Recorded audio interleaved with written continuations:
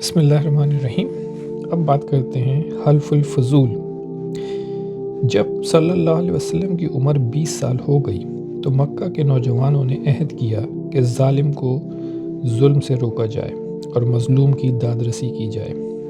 اس عہد کو حلف الفضول کے نام سے موسوم کیا گیا کیونکہ عہد قدیم میں بنو جرہم نے بھی اس قسم کا ایک معاہدہ کیا تھا جن میں 3 آدمیوں نے اس میں نمایاں کردار ادا کیا۔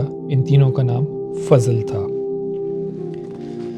رومانیہ کے وزیر خارجہ حضور صلی اللہ علیہ وسلم کی سیرت طیبہ پر اپنی کتاب حلف الفضول کے تحت لکھتے ہیں، ایک بدو مکہ مکرمہ آیا، اس کے ساتھ اس کی بیٹی بھی تھی۔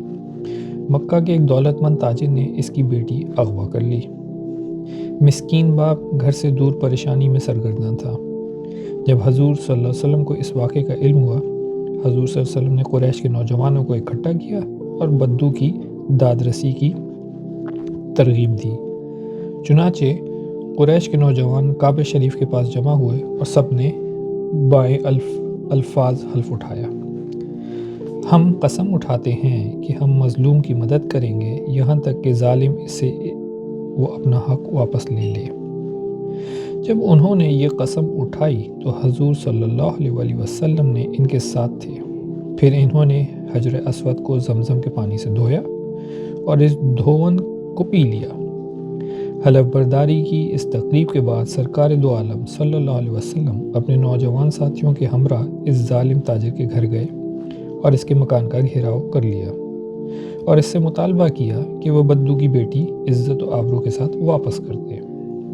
تاجر نے کہا، ایک رات مجھے مہلت دو، میں صبح وہ لڑکی سے اس کے باپ کو لوٹا دوں گا۔ لیکن ان نوجوانوں نے اس کی اس تجویز کو ٹھکرا دیا اور مجبور کیا کہ وہ بچی فوراً اس کے باپ کے سپرد کر دی جائے۔ اب وہ مجبور ہو گیا اور بادل نخواستہ بچی کو واپس کرنا پڑا۔ اس قسم کے واقعات سے حلف الفضول کو بڑی شہرت حاصل ہوئی اور مظلوموں کو ایک سہارا مل گیا۔ جب بھی کسی پر کوئی شخص زیادتی کرتا تو حلف الفضول کے نوجوان اس کی فریاد رسی کے لیے سامنے آ جاتے۔ بعثت کے بعد بھی حضور صلی اللہ علیہ وسلم اس معاہدے پر اظہار مسرت فرمایا کرتے۔ آپ کا ارشاد گرامی ہے، اس قسم کے معاہدے کی دعوت اسلام میں بھی اگر کوئی مجھے دے تو میں اسے ضرور قبول کروں گا۔